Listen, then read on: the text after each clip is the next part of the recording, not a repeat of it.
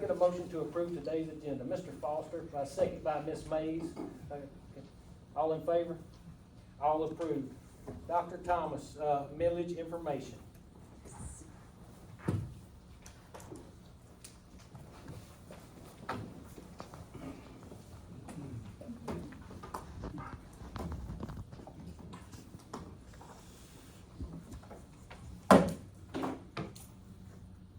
Well, good morning. Thank you again for attending our millage hearing today. We hope that this will be beneficial for everyone that's here and will answer a lot of the questions that you may have regarding the millage rate. So we're going to get started, and I am Katie Thomas, the superintendent of Polk School District, and we have been ingrained in this process for the last 3 years now, preparing for FY25. So again, I appreciate the opportunity to be able to present this information to you today, and to also hear from you as stakeholders in our community. So the purpose of our hearings today are to do just that. We have to provide 3 hearings prescribed by law. Each year we get a federal and state compliance guide to how do we go about looking at the millage rate, whether it's an increase or a rollback, and it's very specific as to how we go about presenting this information to the public and our stakeholders. So we have to have 3 hearings. The time frame is prescribed again in this book and this guidance. We are told that the time frame in which we must have them and the time of day we must have them. So in case you were wondering why is this 11 o'clock, it prescribes that as well. You have to have a minimum of 2, one at 11 or 12 p.m. and one from 5 to 6 p.m. for the public. And then the third will coincide with our regular session meeting in August. So again, we're here to talk about the reasoning for this increase in millage that's being proposed, as well as give you a simple glimpse into the very complicated world of school finance and funding. We are aware that there is a lot of false information and misinformation that is out in our community at this time. Unfortunately, social media and certain community forums, which often are the chief producer of the very things that they claim to stand against, which is ignorance, bullying, and hate, have exacerbated this issue. And the result has been the opposite of true education, truth, and human decency, and a true picture of where we are as a society. So I can stand here today and go on about how the system is stacked against us. And the media can tell whatever version they would like. Keyboard warriors can do the same.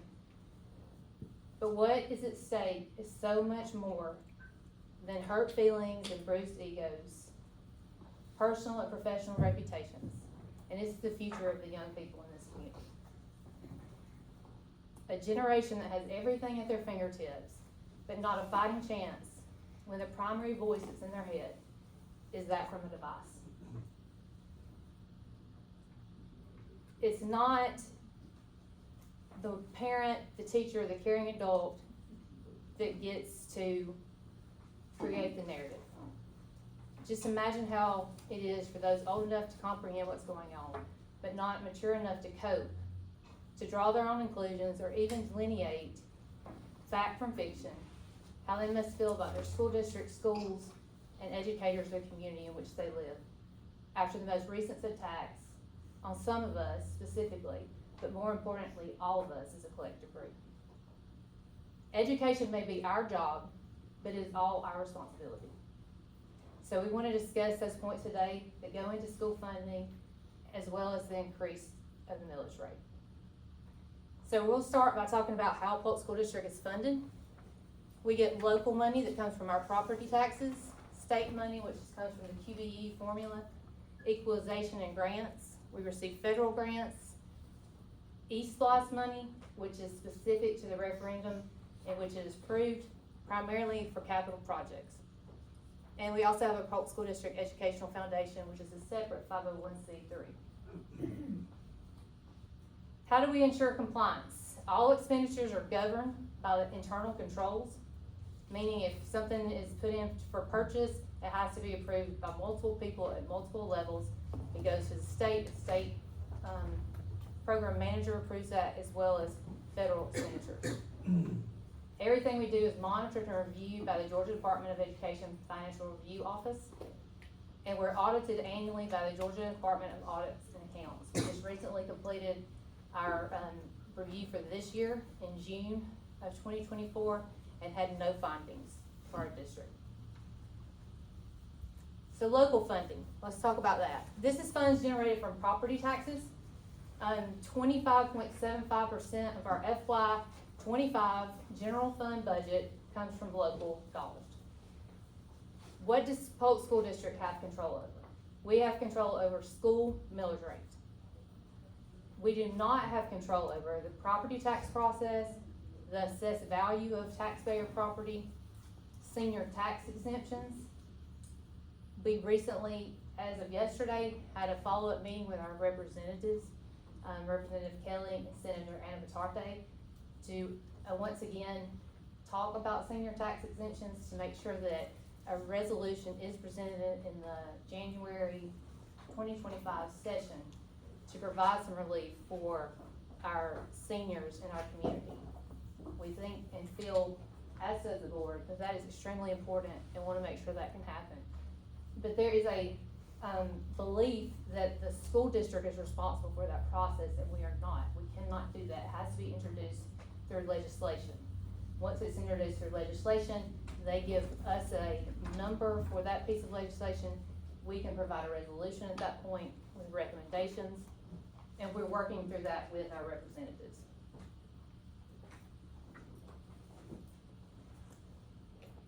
In addition to senior tax exemptions, we also have no control over the state and federal funding mechanisms or the sanction regulations and expenses that come through for that. State funding. This is state funds that are generated from QBE, which is quality-based education. It is a formula that was created in 1985 and has not been changed since. That has never been designed to fully fund education, but typically provides 60 to 65% of operating funds from the state using that formula. In FY 25, 85% of our budget comes from state funds. The full-time equivalent, which is FTE, is how that data is collected. And that is based on student enrollment and participation in classes, and it's reported 2 times a year. From the state money that is allotted to our district, right when we get our allocation, they take what they call the local fair share from that. So, for example, the proposed millage rate is 14. So when they send our state funds, they will automatically take the local fair share, which is equivalent to 5 meals. They take that right off the top of our funding. In FY 25, the amount that we'll take off our state funding will be $6,483,135 for the local fair share. In addition, we receive equalization funding, which is designed by ranking systems to help provide or equalize districts that may be in a low property wealth area. Polk County is considered one of those areas.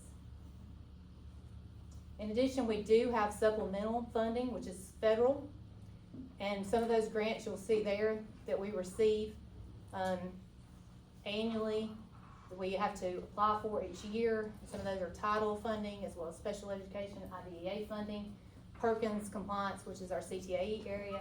And on average, in supplemental funding, we receive $8,162,112. Again, that supplemental is not a guaranteed funding source that comes in each year, and we usually don't know those numbers until school has already started into September of what we would receive.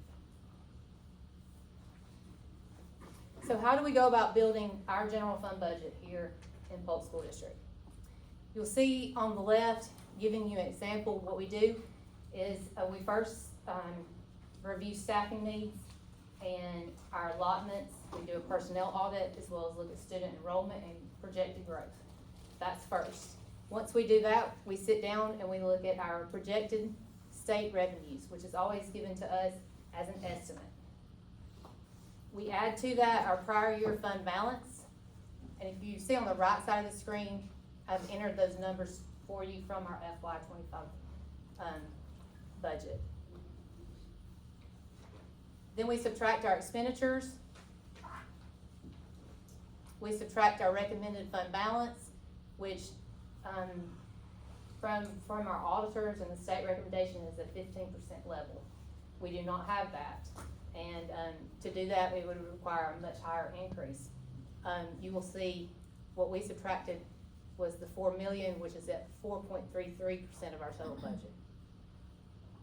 What does that equate to? It tells us what local funding is needed. This is how we go about establishing the millage rate. So you see here, when we do that, we take our state revenues, prior fund balance, subtract expenditures, as well as the recommended fund balance. That gives us the number that we have to hit as far as local funding. That is the number we were working with, which when the digest comes out, preliminary numbers, tells us that our budget would require at least 14 mills to make the budget work.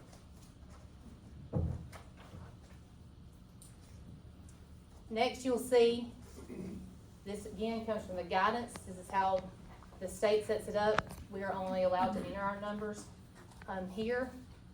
It gives you the 5-year history of the levy. In red, you'll see circled. This is what's put in the paper, again, per their guidance. And you will see last year that we collected at the 12.382 millage rate, $15.6 million. At the 14 millage rate, we will collect $23.9 million. This is how we came to the 14 millage rate. In addition to that, there's a state law that says that our community, not just our community, but all communities that receive equalization funding must have at least equivalent or effective millage rate of at least 14 to qualify for that funding. Again, we're at risk of losing $7.9 million of funding if we don't meet the minimum of that law. So the reality of it is, we can't make our budget work. We can't do so and operate efficiently and effectively without the increase in millage. Nor can we abide by the law. So how does the millage rate affect your household? I'm gonna give you an example. Here is the assessed value for each $1,000 of your property value. So for 14 mills, it means that $14 of tax is levied on every $1,000 of assessed value of your home. So we'll look at 2 examples. Example 1 gives the 2023 millage rate of 12.382. So that's the calculation on property. Here in this example, we're using an average property value of $200,000. The assessed value, which will be 40% of $200,000, is $80,000.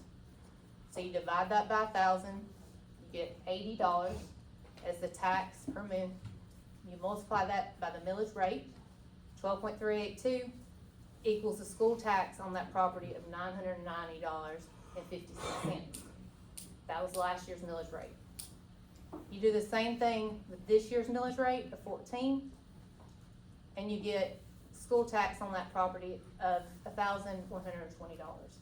A difference of $129.44 a year, or $10.79 a month. That's the difference on the 200,000 property value. And people can insert their values here in this equation to find out the effect of tax. I think when the notices went out, because it reports the collection amount and the percent that it goes up, we've had several misconceptions that that is the percentage that their increase is going up on taxes, and that is not correct. This is how you calculate the increase on the taxes by the millage rate. So that's an example of that we will be providing. In addition, we want to look at our millage rate history. You can see here a 10-year history of the millage. In 2013, the millage rate was 16.280 here in Polk School District.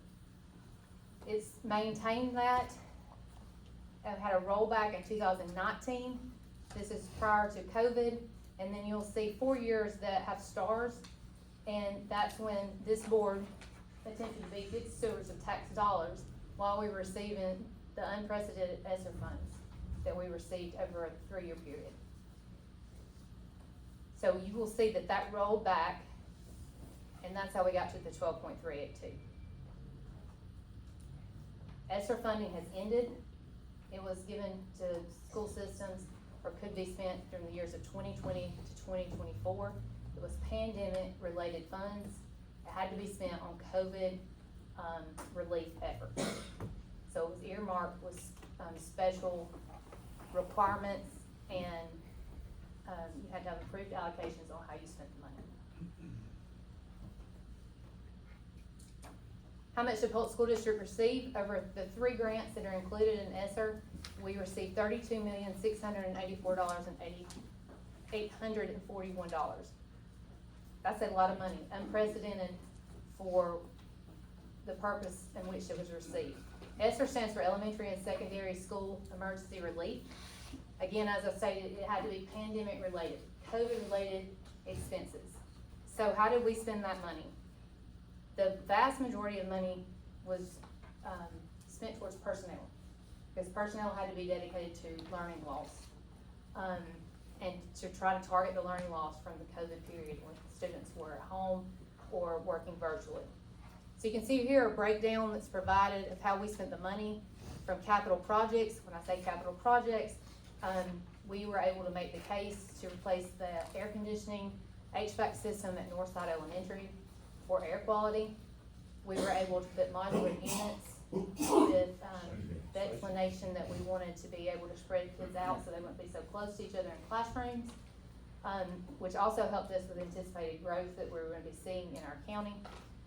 Curriculum items that were purchased, one-time incentives, employee retention incentives that were issued, operations, and that being things like air filters, PPE, things that were required during the COVID period, as well as programs, from athletic programs to band uniforms were approved items, things for quality of material and germs that were related to the pandemic, as well as personnel. Personnel being the biggest category was $17,636,045. We were able to put the personnel of 230 individuals into ESSER funding. Technology was also an item here, and that's where we were able to purchase Chromebooks to provide Chromebooks for every student for the one-to-one technology effort. So again, $32 million that was received during that time frame that had to be spent on those items, pandemic related, with the one thing that we were told is it could not pad your general fund. It could not sit in system general fund balance. So it was suspend it or lose it in that 3-year period. And our ESSER money closed out this past school year. And you can see here, we provided some examples of some of those things in those categories that were purchased. So what did that do? ESSER money, while again, I've been in this district since 2006, it was unprecedented, but it was also allowed us to do things that we had not been able to do. With a budget that is as tight as what we operate on an annual basis with outside of these special funds, we're not able to be proactive in some areas. And so there are schools that had not been painted, cafeteria that had not been upgraded, to purchase furniture, things like that, that otherwise we would not have been able to do with those funds. And so while creating the perfect storm, it was beneficial for us to be able to do things that a system of our size cannot do. Again, when it ended, which FY24 we operated without ESSER funds because we had already allocated ours, we maintained our personnel level. I told you the vast majority of personnel was what went into the ESSER budget. And so it was great to reduce class size and have additional staff that we normally are not able to have. However, the not so fun part of that is when you had to, funds were gone and you had to decide what was gonna be cut, what was gonna be rolled back into the general fund. balance. So for FY '24, we tried to maintain as much of that as possible, again, trying to be good stewards of taxpayer dollars, and we dipped into our fund balance reserve to be able to do that this past year. So you can see, we started out with 21 plus $1 million, and would be ending with a projected 4.5 million. So where did that money go? Again, it went into that personnel that we had, that we kept for FY '24 once ESSER money had ended, as well as some of the things that we had allocated for ESSER money were still on the books at that time. So once they were closed out, that dropped along with keeping that personnel for FY '24. So how did we begin preparing for FY '25? We knew that FY '25 was gonna be the worst budget year. We have been talking about that in our district since we received ESSER funds. We felt like that was very important. So we took the following steps. We communicated for the non-fiscal challenges that we were aware of, which was that federal money would be ending, and it allowed us to do great things, but again, was not gonna be there. So we had to figure out what was gonna be prioritized as importance to keep in our general fund balance. We held school listening sessions. I went to each school, talked to each staff, over the course of the day. They came in, we went through programs, we allowed them to give feedback on what they felt was most important as that money was ending, to make sure we kept, or things that they felt like that we could cut or possibly reduce. We've also, over this past year, worked with our intergovernmental entities. We had a meeting last fall with our tax assessor's office to talk about the pieces of the funding equation that we don't have control over. Again, that being the property tax assessment rate, as well as multiple factors that hit our school district that come in, as far as different taxes and the way taxes are levied. We also met with the Polk County Commissioner Finance team to let them know that these were serious concerns that we had moving into FY '25. Again, trying to share that conversation with those that make decisions that ultimately affect the school system. Again, we only have control over that one thing, which is the millage rate. In addition, we work financial consultants. We brought 2 into our district to look at the different areas of funding, especially related to QBE and how we might be able to maximize more funds.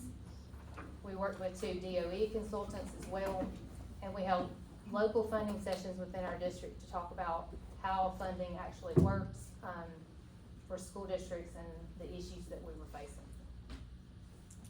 We took all that feedback and we cut costs coming into this school year. We eliminated 49 positions across the district and the school levels. 36 of those were certified positions, and included 4 district level administrative positions. 13 classified positions were eliminated, and it included 3 district administrative positions and 6 district support positions. We tried to do the best that we could to handle those eliminated positions with attrition and retirement. And everyone that was on the initial list that was informed in March last year was offered a position in our district before we left for summer break. That cost savings from the reduction of those positions was a little over $4.7 million, as you can see here. Again, we did reduce costs for software and programs, allowing our faculty to have a say in what they recommended. As well as we optimized processes, we looked at all of them and tried to create efficiencies for that. An example of that being our phone system. Our technology director, Mr. Medley, worked hard to evaluate that and was able to reduce that cost by thousands of dollars each month. So we've looked at every department in any way that we make it reduce funds. I also at this point want to make sure that I make you aware that, because I know there is a misconception that cutting district positions is the answer. And I want to make sure that here, that I present the information, because a lot of people are not aware of how a lot of the district positions are funded. And I'll give you some examples. We have many positions that are federally funded, meaning we don't pay for them locally at the district level. and that's federal programs, marketing and recruiting, professional learning, parent engagement, and wraparound services. We're able to provide those positions through supplemental federal grants, not local funding. These positions often receive the most scrutiny. One, for example, is one that keeps being referred to as a photographer. We do not have a photographer on our staff. We have a media, marketing, PR, recruiting person. It is our job to tell our story. Again, it's federally funded. It's not locally funded. But just like every other entity, we have to be able to provide a website and social media platforms and be able to get information out. That position is what handles those duties. And again, federally funded. In addition, there's a lot of misconception around 49% employees. 49% employees, no matter what area they're in, bring a greater savings to our district because we do not have to pay the benefit costs, which is now outrageous for 49% employees. So again, a lot of misinformation circulating that proves to be more divisive than beneficial. So what are our FY25 cost challenges?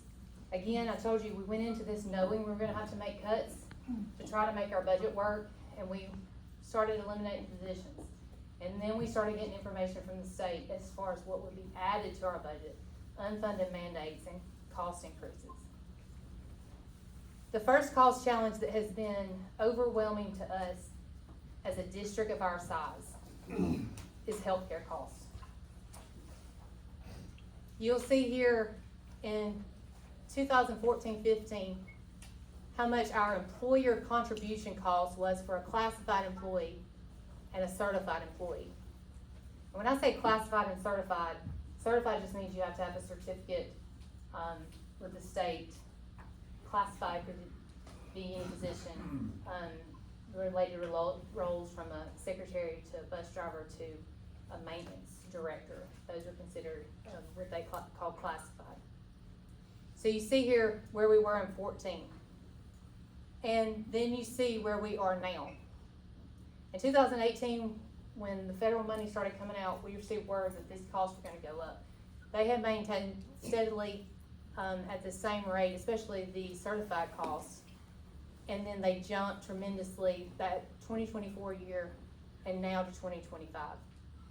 So you see the certified went from $945, and that's per person per month, to equal $21,120 a year. And the same for classified, making some classified benefit costs exceed salaries. In just FY25 alone, this is a $3.5 million impact on our budget for just the healthcare costs. You will see on the next slide that there's a 3-year, sorry, got hung up. Yeah, back to the, there. You'll see over a 3-year period, we've increased the amount that we're having to pay for healthcare insurance, $5.7+ million, just in healthcare insurance alone. And that's the employer contribution that we pay as a district. In addition, the teacher retirement system, there's been an overall increase to that. Annually, it's been a little over $1 million. For the 3-year period, we've seen a little bit over $2.2 million added to our budget. And this is what we contribute to the teacher retirement system for our employees. The next one should be a surprise to no one, because we're all experiencing this in our personal homes. It's no different for us as a business. The utility cost has been outrageous, and we're all experiencing that, and you know it. We've all been hit hard, and our district has as well, with an estimated increase of $400,000 to $500,000 each year to our utility costs. In addition, we've had a state mandated expenses. They passed House Bill 538 this past year. It's the Early Literacy Act. It's requiring us to have universal screeners to target those lower grades in reading instruction and to monitor that progress. Zero state funding was provided for this mandate, and no funding required, has been provided to actually transition to meet this requirement. The cost to our district just this year is a little over $1.1 million to meet this requirement.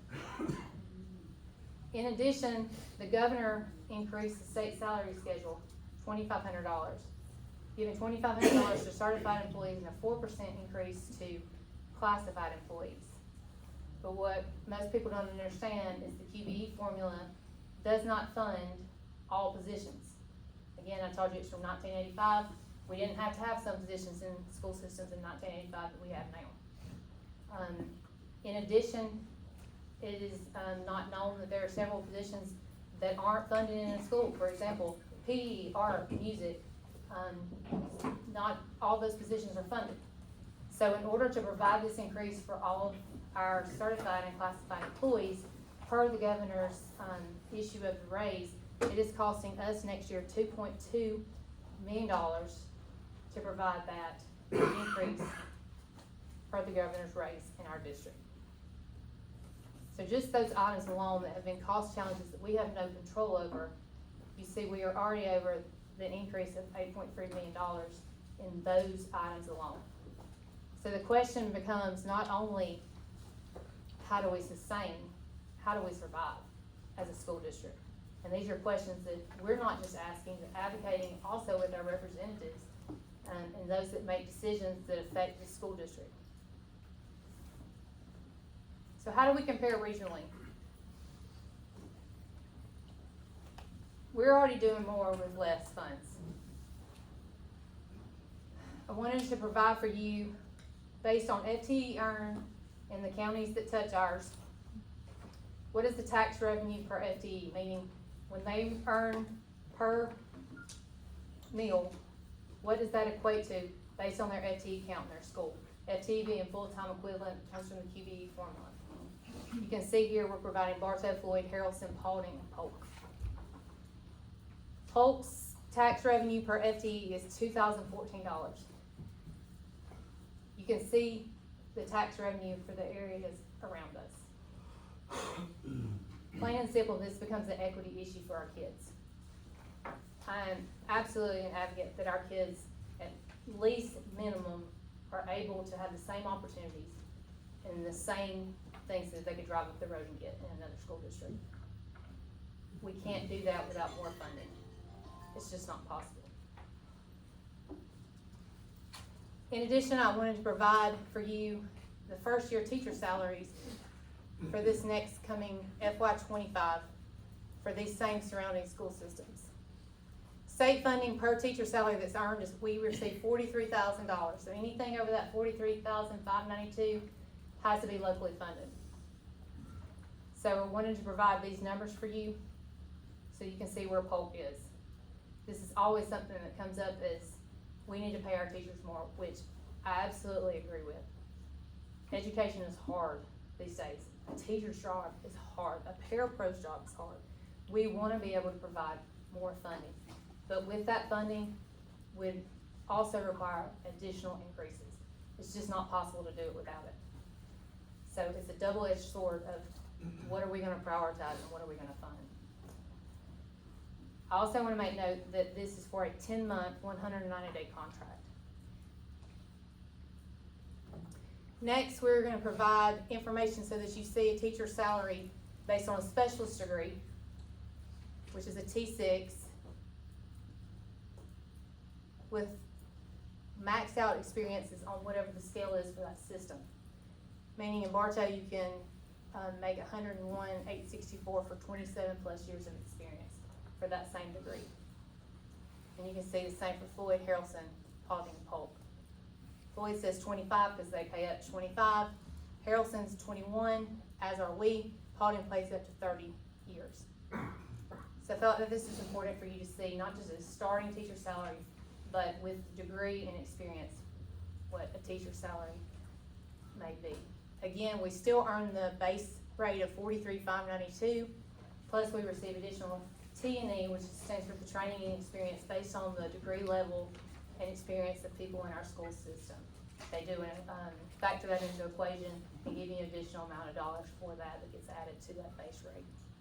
Again, this is a 190 10-month contract. Next, I want to provide, because this has been a hot topic, and I'm not going to shy away from fact or truth. Superintendent salaries for these same areas, providing these are for 12-month contracts, 240 days. District employees work an additional 50 days in those contracted for 10 months. That often makes the difference for the difference in salary. This never factored into the equation. So here we wanted to provide that information for you. You see the asterisk to note if the individual in those positions has a PhD or EDD, which is the highest level of degree. And you will see here, with the exception of one, we all do. And you will see that Polk is by far the lowest, and I'm the only female of that group. The 192, 593, 80 is not my contracted salary. These were FY23 numbers, and FY23, my contracted salary was $169,290. The additional funding that gets added to that, or if you have any paid vacation days that come to you, anything additional, a travel allocation, all that gets added into that and totals that figure. So again, not shying away from the conversation.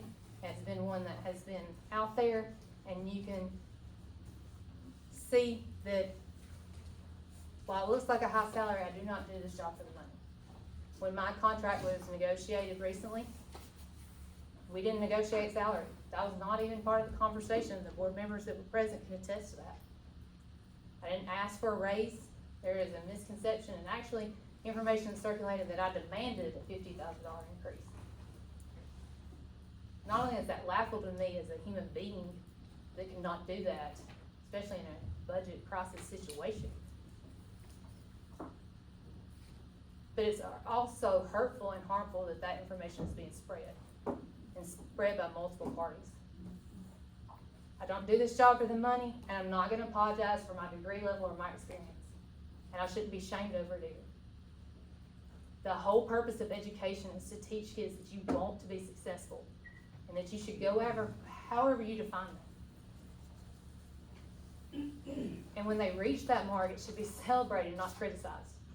So I will not back away from the conversation on this, which has become a hot topic. I work 50 extra days. I almost work 24 hours a day.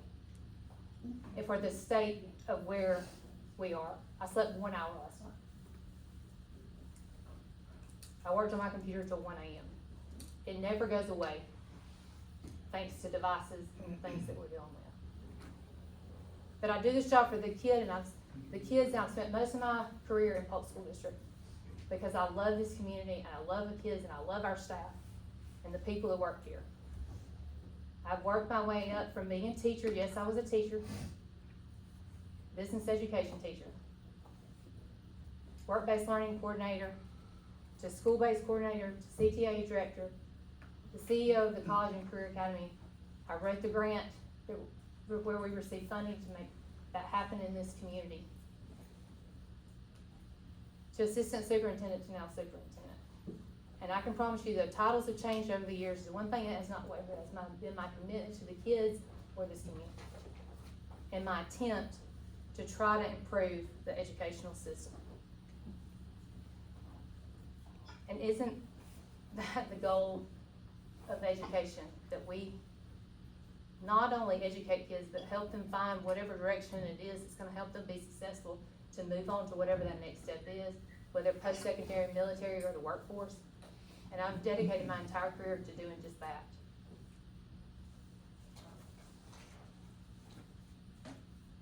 So what's the bottom line? We're all facing the same economic challenges. We're already doing more with less. We cannot sustain, much less survive, without increasing our millage rate. It's just where we are. Again, education may be our job, but it's everyone's responsibility. Education is the great equalizer. It's the one thing that public schools do, and they make it available to everyone, no matter their sex, gender, race, nationality, religion, and socioeconomic status. We provide the opportunity to not only dream big and accomplish much,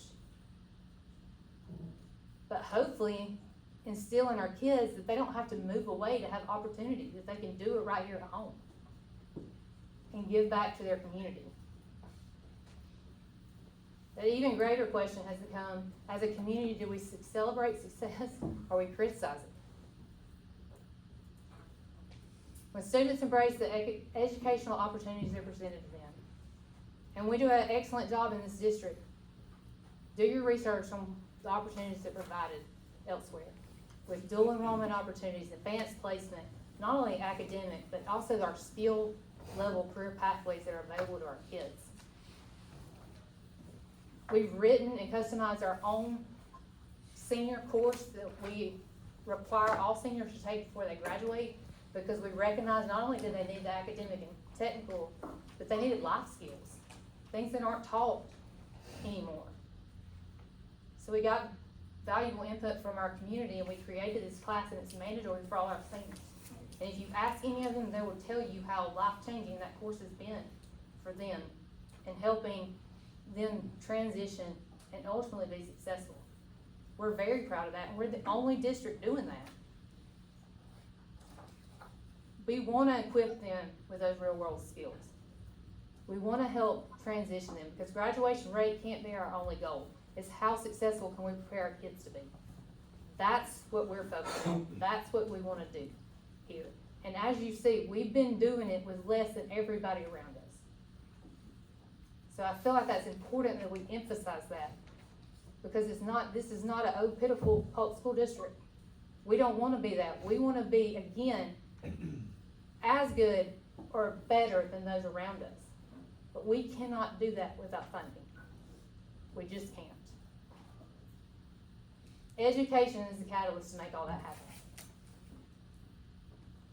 So I summarize and close with what's most important. To me, it's very simple. It's our kids. As a district, we aren't perfect, but I can assure you we're trying. This board has been extremely supportive. We don't always agree, but the one thing we do agree on is that our kids are worth investing in. In 2 weeks, we will have our kids come back into our buildings. We will begin to educate, feed, meet the physical, emotional, and mental needs that come through our doors every day. Because that's what we do. Because the one thing we know is the opportunities that will be there before them ultimately define, will education be their passport or will it be their prison? That factor weighs heavily on my heart each and every day. We choose education. And choosing to fund 12 to 13 years of education versus any time up to a lifetime in prison is not even a question in my mind. And as taxpayers, you fund both. Our kids and community are worth the investment, because education is an investment in all of us. All of us. Just this past week, in referencing all that had been publicized and was being talked about related to our millage rate, someone said to me, "It's Polk County, what do you expect?" That hurt my heart, because this is my home. This is where I show up, choose to show up to work each day, choose to invest in these kids, provide opportunities, cheer them on Friday nights, whatever it may be that they choose to participate in. This is where my kids went to school and have been able to be successful. This is where my kids live. So not only do I expect better, I want better. So the question becomes, do you? And that's the question before us today that relates directly to why we're having an increase in village. So thank you for the time to be able to present this information to you.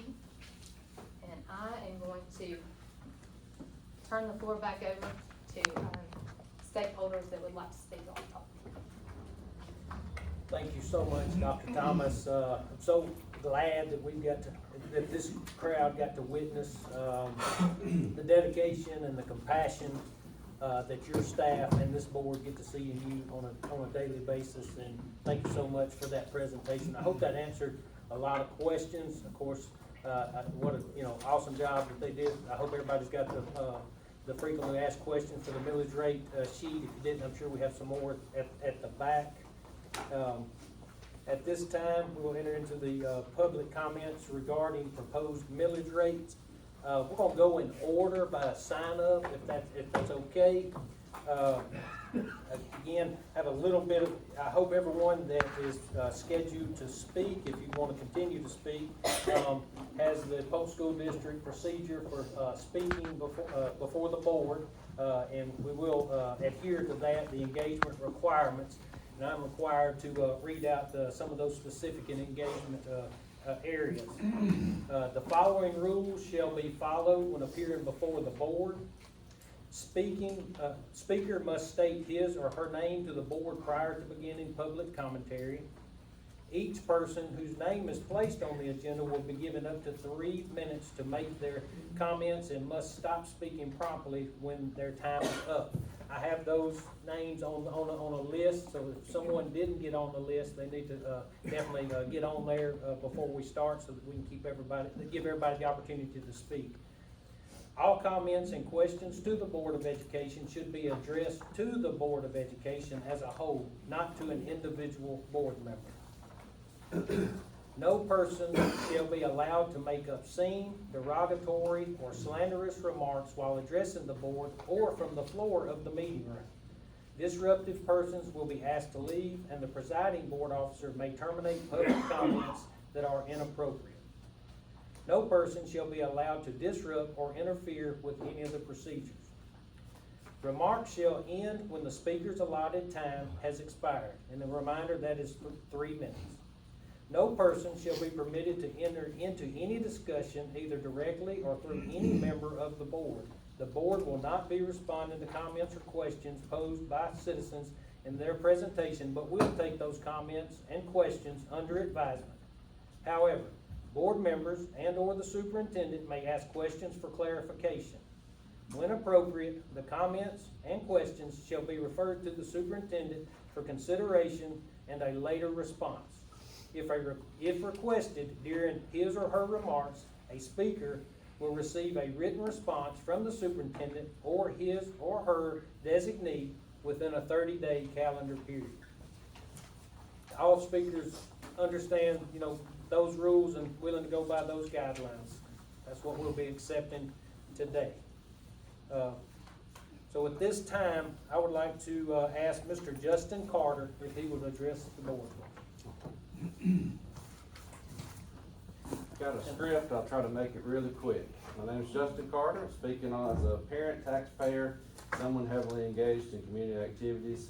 Also a former educator who at one time was laid off through a reduction in force by a different Polk School District Board of Education. Later hired back through the efforts of some of you, and I thank you for that. I know making these decisions is a difficult place to be in. And I had to read a book my freshman year of college called Choosing Civility. It's something we need to get back to as a society, so I echo those sentiments. We know that when we have debates on issues, I believe that members of the board are decent people who care about the community, even if we disagree, and I just want to simply look at the facts. We're at a cost of living crisis, not only in our nation, of course, here in Polk County. Every day I work with young couples who can't afford a home, a first home, folks fighting addiction, trying to rebuild their lives just to get ahead, seniors who are living paycheck to paycheck. So of course the goal is to look at every possible avenue for the best path forward. It seems that we are here facing the increase in taxes for a variety of reasons. On the federal level, COVID funding from the past few years has run out. Continued expenditures locally are being picked up in other ways.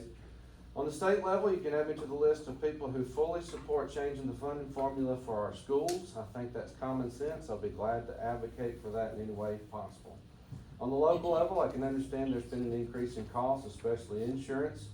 Locally, the rate of 14 mills being proposed in conjunction with a massive increase in appraised property values from the Board of Assessors. Nobody here has anything to do with that except with the millage rate, of course. This is why so many are concerned about how much they'll be paying in taxes this year in Polk County. My understanding is that property values have been undervalued for the last 2 years in Polk County as well, and this year they brought that back into compliance according to state regulations, almost like whiplash from a car crash. The Board of Education is asking for an additional $10 million from local taxpayers in the middle of soaring inflation on the price of goods, services, while there's not been much of an increase in people's overall wages. Budget revenue for the school district from local taxes has been around $13 to $14 million for at least the past 10 years. It's always been that way. The board's asking for nearly $24 million from local taxpayers in 2025, so that's a significant change here for going from one year to the next.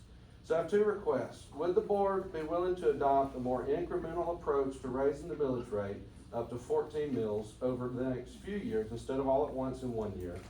My understanding is the State Department of Education does take into consideration other variables in giving out equalization dollars based on conversations I've had with people in state government. There's never been a school district lose equalization dollars for being under 14 mills. We haven't lost equalization dollars the past 2 years. There seems to be some flexibility on their end to look into adopting 14 mills more incrementally rather than all at once in 1 year. And will the board take any measures to cut costs where possible moving forward? So thank you. Look forward to the board's response concerning the questions I present. Thank you, Mr. Carter.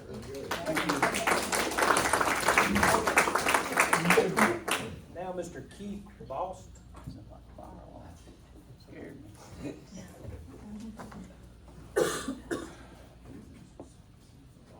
I had some prepared remarks, but after listening to the presentation, which was excellent, I don't think I need to go those, but I do have some questions. Is that a permissible thing to do here?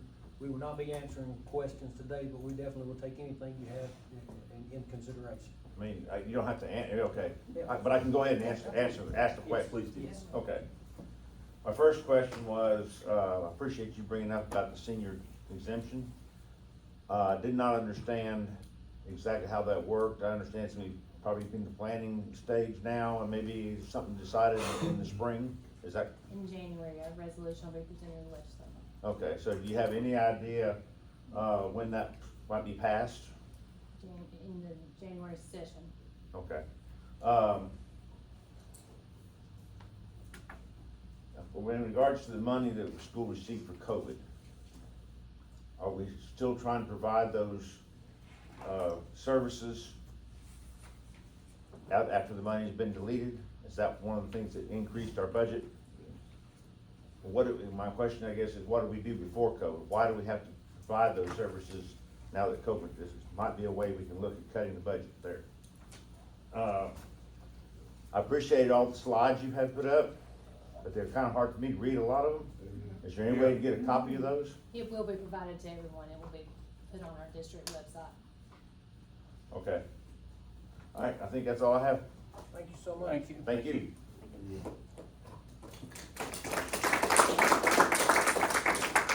I believe it's Bobby Hammett. I reserve comment at this time. Thank you, Bobby. Appreciate you being here. Barbara, Johnston? Jodewin, I'm sorry. Tough last name.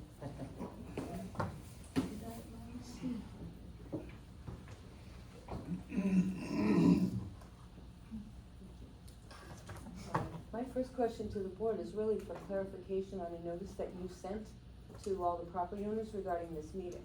I'd like to quote from your notice. It says, "This tentative increase in millage rate will result in a millage rate of 14 mills and an increase of 4.234 mills. Without this tentative tax increase, the millage rate will be no more than 9.766.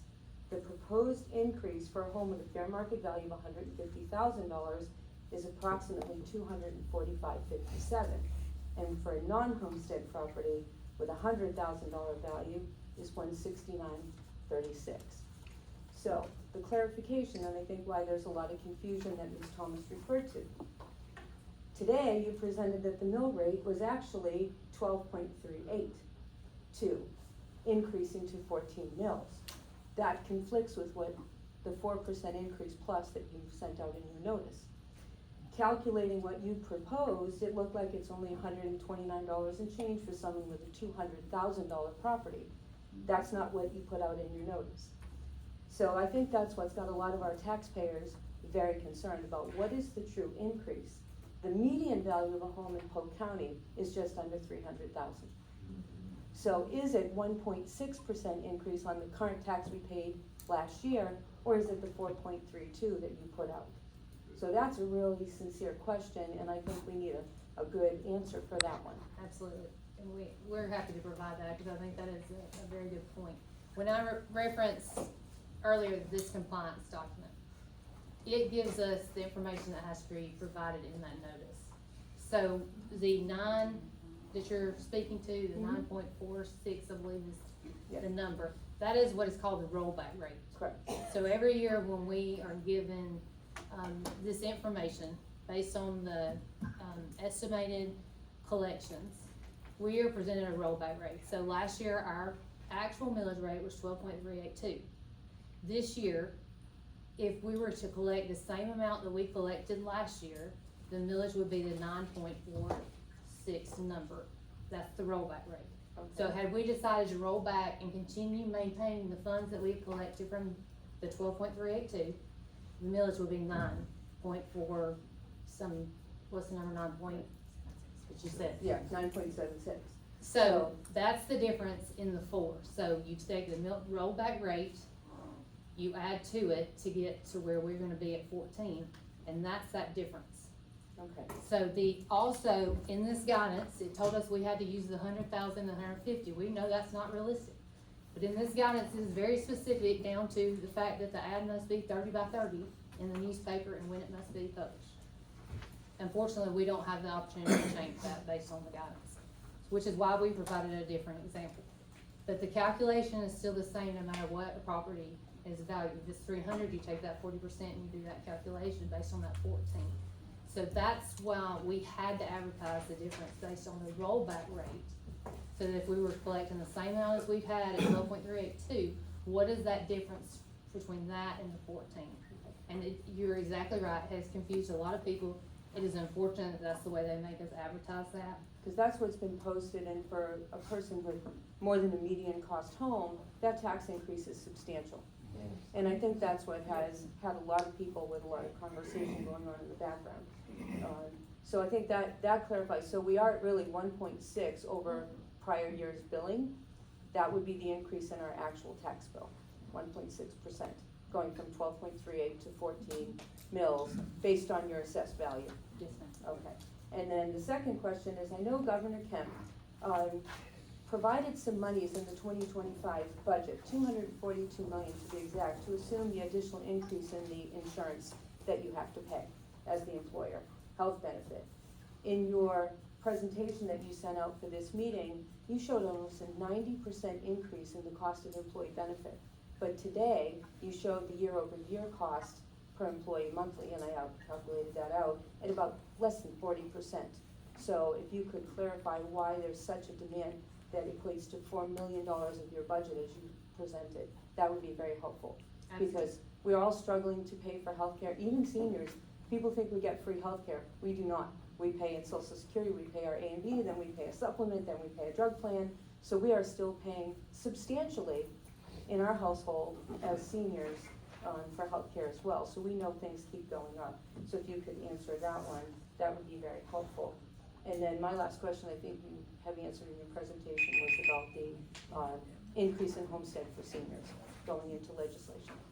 Yes, Thank and you. as far as the healthcare costs, the 3.5 is what, for this fiscal year, what it's costing us. Yes, the governor, when they can come out and say, we fully fund QBE and, those costs, again, that is not all positions. So when they fully fund it, that's only those earned through that QBE formula. So we have additional employees that aren't earned in that formula that are required by school. And no classified employee earned any money towards their insurance costs. That's all up to the local school system.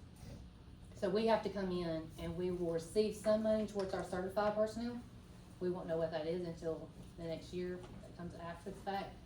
we'll receive no money for classified, so yes, that is the cost that hits our budget for this next fiscal year. And again, for clarification, if the state legislature increases the exemption for school tax on seniors, it won't go into effect until the following tax year, because if they meet in January, Correct. it won't be We're doing until that next fall. our next tax bill. So at least for this year, the $20,000 exemption will stand for Yes, for school homestead. tax on seniors, for homestead. Thank you. Thank you.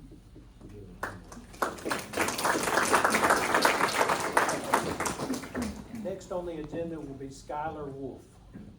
I'll decline to speak for now, thank Thank you. you, Skylar. Now we've got Bishop Sewell. I reserve the right now. Thank you so much for being here. Is there anyone else present that would like to address the board while you're here in a positive or negative, or just maybe have some thoughts that aren't on the list? If you'd like to get on the list, that's what we're here for. We're here to listen. We're here to listen to your concerns. I promise you, this board spends hours and hours, looking at your concerns, as well as Dr. Thomas and her staff. She probably is overworked, undervalued at times, but each one of us are honored to represent this county. And I'm honored to be here. I'm honored that you guys and the show up and showed out today and just came out and just been a part of your community, when most of the times these coffers are pretty much empty with, empty seats. So thank you so much for coming out. At this time, I would like to open it up to the board if they have any comments, in conclusion, before we dismiss. I do. Let me step down here.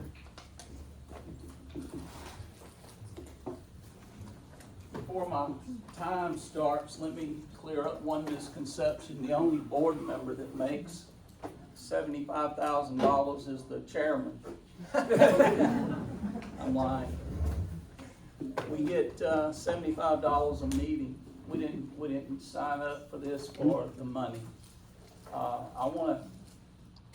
I am thrilled that y'all showed up today. Sincerely thrilled. Thank you for being here.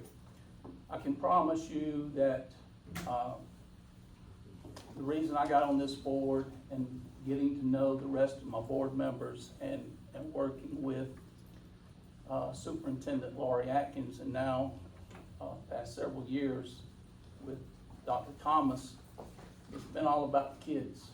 And we have tried to keep that focus there. We don't care if we know the kids' names, where they're from, if they're from Aragon or if they're from North College Street over here. It's always been about the kids. One misconception that's out there, why would this board go out and buy land right now? We're trying to prevent headaches for a future board when that growth does hit us. When that land may be 4 or 5 times higher. Growth is coming. There's no way of dodging that. Those expenses continue to go up to build those schools. I'll end, I've got a list, but I'll end with saying this. I respect Dr. Thomas. I respect our board. It's been a pleasure to work with them. It's been a pleasure to work for y'all, represent y'all.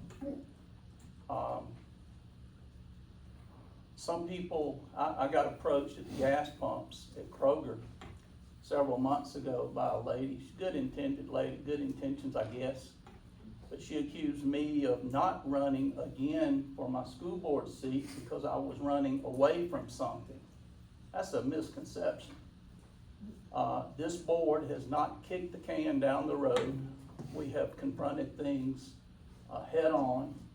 We're trying to confront this budget crisis head on.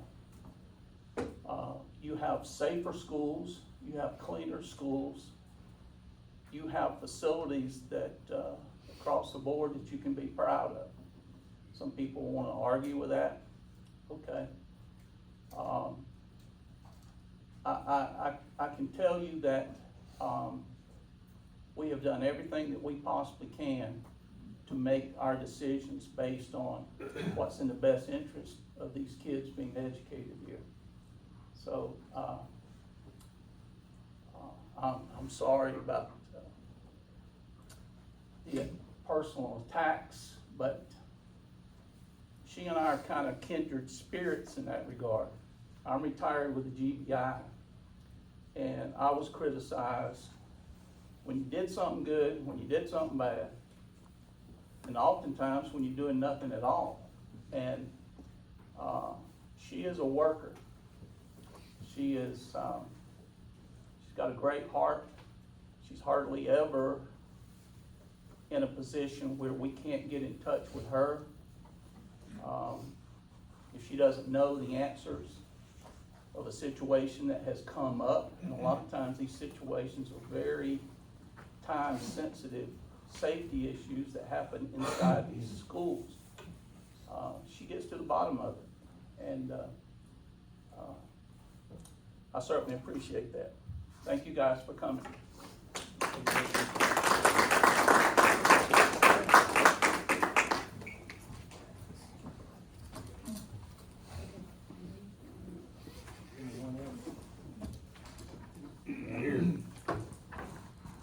I just have one question, and I apologize for coming in 5 minutes late. We just had a delay getting here, and you may have addressed this in that 5 minutes. But I have nothing against, I think everybody in this room is for public education and the best education for our citizens, our children. My question is, why is the expense put on the budget of the property owner instead of the general population? Yes. That's my thing. Amen. That's right. Amen.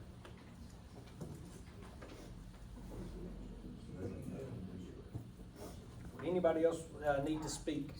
If you would like to speak, please get on the list to speak so that we get a name and, I'm sorry, I thought you opened it to the floor. I'm well, Susan yeah, Cobb. we just need your name and, Susan Cobb is my name. okay, Susan.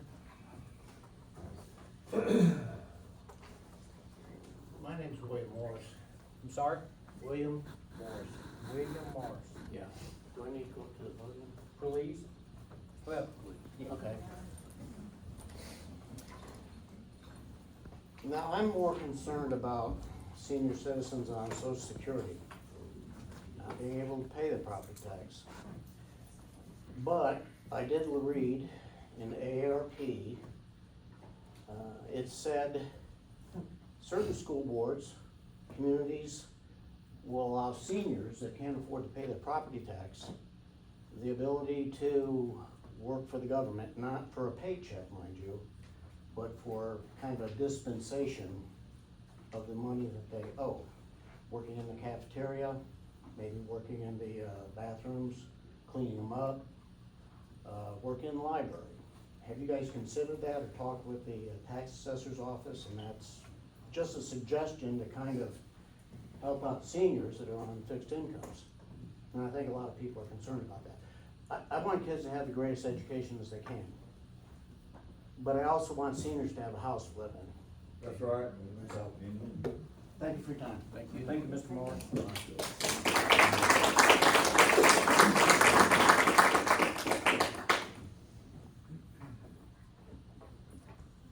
Thank you, and to both of those questions, Ms. Cobb and Mr. Morris, again, as mentioned, we have had meetings as of yesterday with our Representative Kelly and Senator Anna Vitarte. One, to address misconceptions that are out there that it's a spending issue, not a revenue issue, to address those issues that we see as a board, but to also speak for our community, because that is one of the things we talked about. We have only control over that one part of the equation, and we're all facing the same things with being hit, to where we've asked questions. Mr. Culver even brought it up yesterday to address what you just asked, is how can it be split up? Because you see states with different taxing mechanism, but how can it be spread, like, for example, a SPLOST that's 1 cent sales tax for everybody versus just a certain population or group? So we've been having conversations. Again, we had 2-hour conversation yesterday with our representatives, because it comes down to advocacy, and not just at the local level, but the state and federal level as to how some of these things are set up. So yes, those conversations are taking place. We are advocating for several groups, not just seniors, but we know it's especially hitting our senior population, which is why we're working on those resolutions with them to bring that to the legislation this session, so that it can be in place next fall, so that you can see some of that be alleviated with some of your taxes, because we do empathize with that. So please know that we're working on that, and Mr. Morris, we can share what you have shared as well. Dr. Thomas, I don't know if all the seniors know this, but in Polk County, if you can't pay your taxes, you can make payments. Not every county allows that, but they do. So I know for some people, these increases are getting harder and harder to bear. They can make a payment plan with the assessor's office Thank you. if they need it. And we also too want to say to that, when we started the conversations in 2020, related to senior tax exemptions, and have been meeting with the agencies, Mr. Madden has had several conversations, being our chairperson of the finance committee, to ask for impact studies as related to how it will impact our budget, and the different types of exemptions that will be available for different age groups in a tiered system. And we have not been able to get that information. And one of the reasons why is because birth date information is not collected at the tax assessor's office. So it is very difficult, as you see with all the different aspects that go into our budget, to make an educated decision related to that, to even have a conversation around it without information of how it impacts your bottom line. And so that has been something that we have been dealing with for years now, to try to get that information. And again, met with representatives yesterday, and it's a frustration, not just the local level, but the state level, is how do you collect that information, capture it, and be able to plan with it. But again, we have decided as a board to no longer wait on that information, but to make a good faith gesture, to be good stewards, to move forward, even without the impact study and the information, to bring something forth in this legislative session that we can support. Again, we don't do it, it has to be presented through the representatives, but we would do a resolution to support that, and which is exactly what we'll do here for our community. Got one more speaker, I think. Please state your name and. Janet Ross. I have a question. This is following up to a presentation that Vicki and Brett Madden did to our local GLP meeting a while back, where they said that they would not support or endorse a senior tax, and that it would not happen in Polk County. So is this gonna be a change, and if so, how will it affect your budget? Another question is, we have a Polk County School Police Department. Was our county sheriff's and police department not adequate, and how is that funding obtained? Great questions. I don't wanna speak for Vicki and Britt, and we'll give them an opportunity. However, again, just as I stated, Janet, it came down to impact study and making a blind decision without having information of how it impacts our budget. Just like in a personal household, you're not gonna go and sign an agreement when you don't know what the numbers are that are gonna affect your budget. And that's what we've been asking for. And it has been our stance that we can't support something that we didn't know what the impact would be. Because unfortunately, when you provide relief, even for one group, the burden of your expenditure still remains the same. So you still are faced with how do you make up that difference? So that is why the stance has been that we can support it without the information to make an educated decision of how it will impact our budget. So that is where we have been the last couple of years, which is why we had the meeting yesterday to say, are we getting anywhere with getting the information? If not, we're gonna have to move forward without it. Just because of the nature of our economy and the demands that are being placed on everyone. But again, especially our senior population. So please know that we're making concerted effort, have been for years, and are just to the point where we realize we're not gonna get the information that we've been asking for. And again, a lot of it has to do with birth dates not being collected and not being able to calculate that. Again, another factor outside of our control, but we're gonna make our best effort to make sure that we are able to do that. You also asked the question about the school police department. We did have an agreement previously with some of our local entities. Y'all all know the demand and the vacancies that are out there related to law enforcement. Just the nature of where we are as a nation. It is affecting us locally as well. We did split payment on those positions for school resource officers for a long time. Until it became an issue that because there was such a shortage on local forces, still is to this day, to fill those positions, that officers were being pulled out of school to be on, call for our local agency. So we still work, Chief McGee does an excellent job in, working with those entities. It has to be a partnership. Law enforcement's not something that can be done in isolation. And we still work with them and have a wonderful relationship. But that is why we had to start our own police department and work to fund that locally, because safety and security has to be our priority. None of us are immune to what we deal with on a daily basis and see it play out in front of our eyes. And for one, I want all my staff and students that come into our buildings to go home safely in the afternoon. Amen. And so we have put our money where our mouth is as far as where that is. And so it has nothing to do with anything but making sure that when we say we mean safety is important, that we back it up, which is what we've tried to do with that. I'd like to say, if I could too, to respond to Janet, I did. That's exactly what I said 2 years ago. Did not get the information and didn't have it. Still don't have it today, okay? I also realized that through the process of getting the exemption, we can start obtaining the information by how we design it, okay? So if I can obtain the information, when you go to the state legislature, it isn't a one-time trip, okay?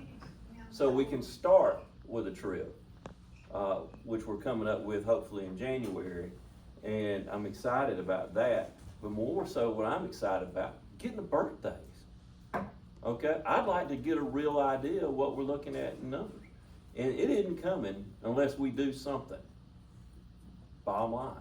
And to get that numbers, for us to be the stewards of the budget for everybody in all of Polk County, we gotta get an idea, so I'm not overburdening the folks who aren't the seniors. They're out there too, and I'll soon be one. It's my 53rd birthday, just occurred this year. But oddly enough, I got a 6-year-old and a 4-year-old starting at Northside in 2 weeks.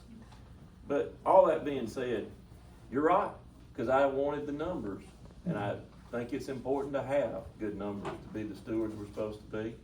But we have now learned that constantly being asking for those type of numbers, we're not gonna get them until we require the applications for the additional exemptions to include a birth date. So we're getting there. Future years, if we see, based on the information that's provided from these exemptions, if we see that we're able to go with more additional exemptions based on an estimate of those who filled them out in the past, based on their birthday, so maybe we could do something with a higher older folks, even older than 65 or 70 or whatever the case may be. We can just have some data to go from. And, but yes, I did say that, and I'm happy, the biggest thing I'm happy about is getting birthday on the form. Thank you. Thank you so much. At this time, one more. David Hooper, David Hooper. on these starting salaries for teachers, why would we rehire a retired person at higher wages than their starting wage?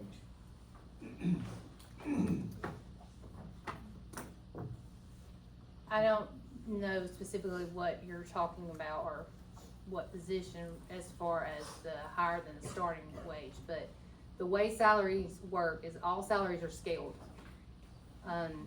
If I liked Chris better, I can't give Chris a different salary than Britt. Salaries are scaled per position, and it's listed, and it's by degree level, and it's by experience. So if you are talking about a retired person that has a salary that's more than a starting teacher, then we would have to look at what position they're in, because all positions have scale. And then we would look at what that is. You would find their degree level, their experience, and you have it, and it's 49% of whatever is on that form.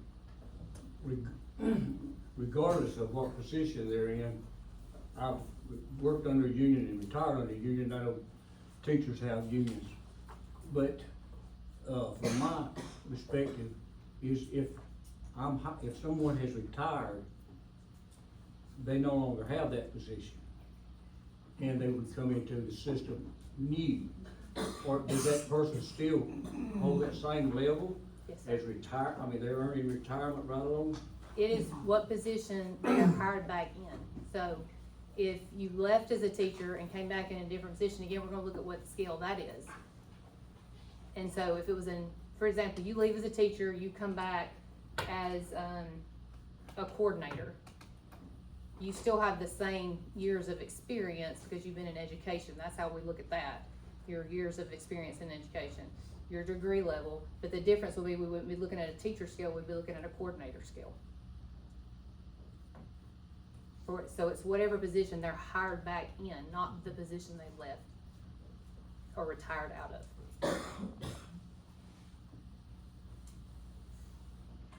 And we do not have You a don't teacher pay any union. extra retirement or anything. Yes, and the reason that, and the whole purpose of that, as I've stated earlier, is because with a retired person,